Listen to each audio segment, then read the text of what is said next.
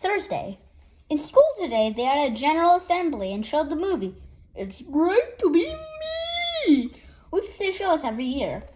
The movie is all about how you should be happy with who you are and not change anything about yourself. To be honest with you, I think that's a really dumb message to be telling kids, especially the ones at my school. It's great to be me. Shut up! Ho ho ho. Later on, they made an announcement that there are some openings on the safety patrols, and that got me thinking. If someone picks on a safety patrol, it can get them suspended. The way I figure it, I can use an extra protection I can get. Plus, I realized that maybe being in a position of authority could be good for me. Can we cross the street now? Nope. But we've been staying here for an hour. I went down to Mr. Winsky's office and signed myself up. And I got Raleigh to sign up too. I thought Mr. Winsky would make us do a bunch of chin-ups or jumping jacks or something to prove we were up for the job. But he just handed us our belts and badges on the spot. Haha, yay! Mr. Winsky said the openings were for special assignment. Our school is right next to the elementary school, and they've got a half-day kindergarten there. He wants us to walk the morning session kids home in the middle of the day. I realized that we would miss 20 minutes of pre-algebra. Riley must have figured this out too, but because he started to speak up. But I gave him a wicked pinch underneath the desk before he could finish his sentence. But we would miss Yahoo! I couldn't believe my luck. I was getting instant bully protection and a free pass from half of pre-algebra. And I didn't even have to lift a finger. Tuesday.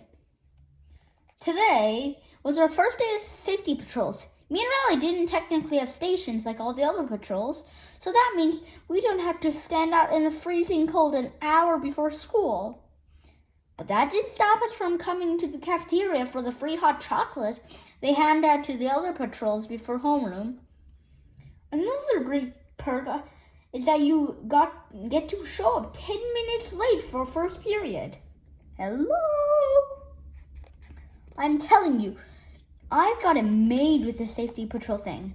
At 12:15, me and Raleigh left school and walked the kindergartners home. The whole troop ate up 45 minutes, and there were only 20 minutes of pre-algebra left when we got back.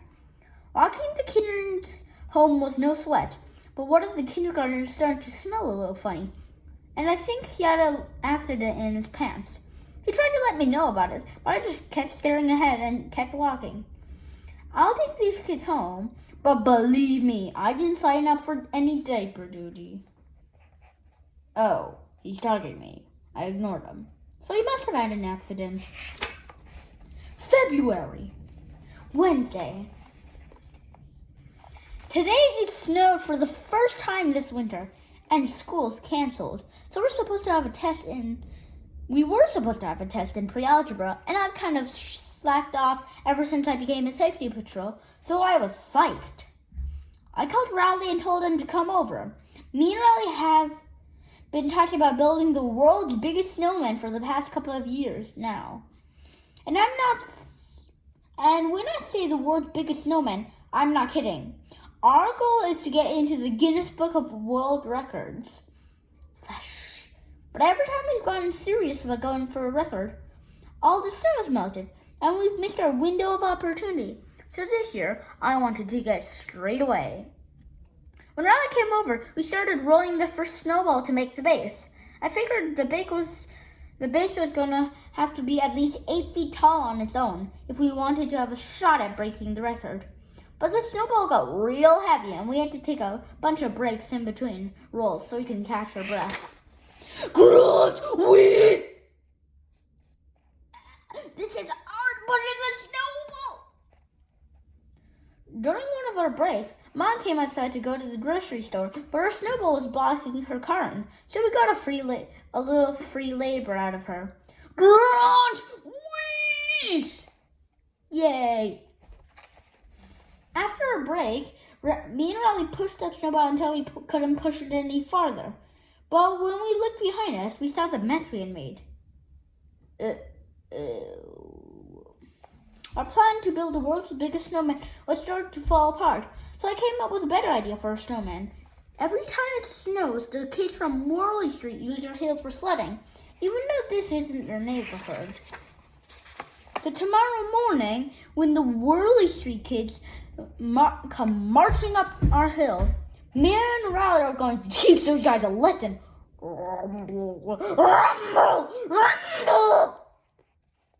Thursday. When I woke up this morning, the snow was already starting to melt, so I told Riley to hurry up and get down to my house. While I was waiting for Riley to show up, I watched Manny trying to build a snowman out of the piddly crumbs of snow that were left over from our snowball. Pet, pet. I really couldn't help doing what I did next. Unfortunately for me, right at that moment, Dad was at the front window. Yeah! Punt. What? Dad was already mad at me for tearing up the sod, so I knew I was in for it.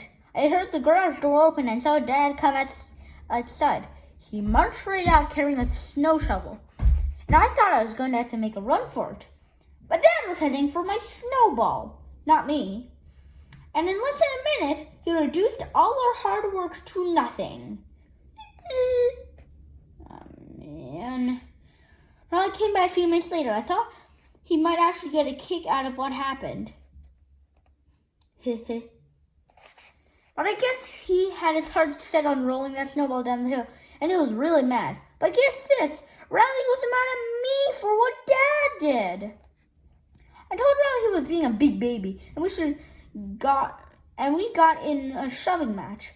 Right when it looked like we were going to get in an all-out fight, we got ambushed from a slippery street.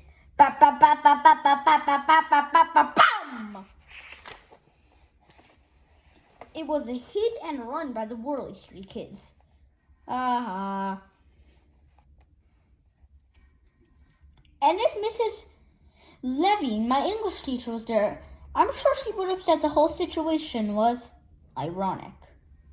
Wednesday. Today at school, they announced there's an opening for the cartoon strap in the school paper. There's only one comic slot, and up until now, this kid named Brian Little has been hogging it all to himself. Brian had this comic called Wacky Dong, and when it started off, it was actually pretty funny.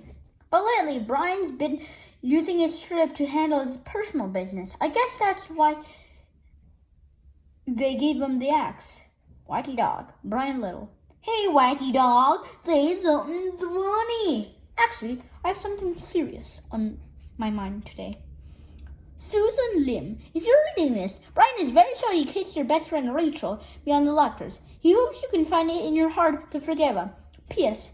Barry Palmer, you still owe Brian $5, you bum.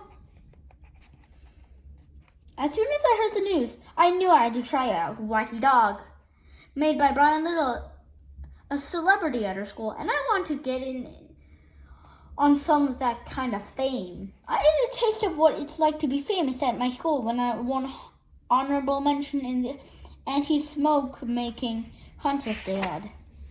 All I had to do was trace a picture from one of Roderick's heavy metal magazines, but luckily no one ever found out. Don't smoke or you'll look like me. The kid who won first place was named Chris Carney, and what kind of ticks me off is that Chris smokes at least a pack of cigarettes a day. Don't smoke. It's a joke. First. Thursday. Me and Riley decided to team up and do a cartoon together. So after school today, he came over to my house and we got to work. We banged out a bunch of characters real quick, but that turned out to be the easy part.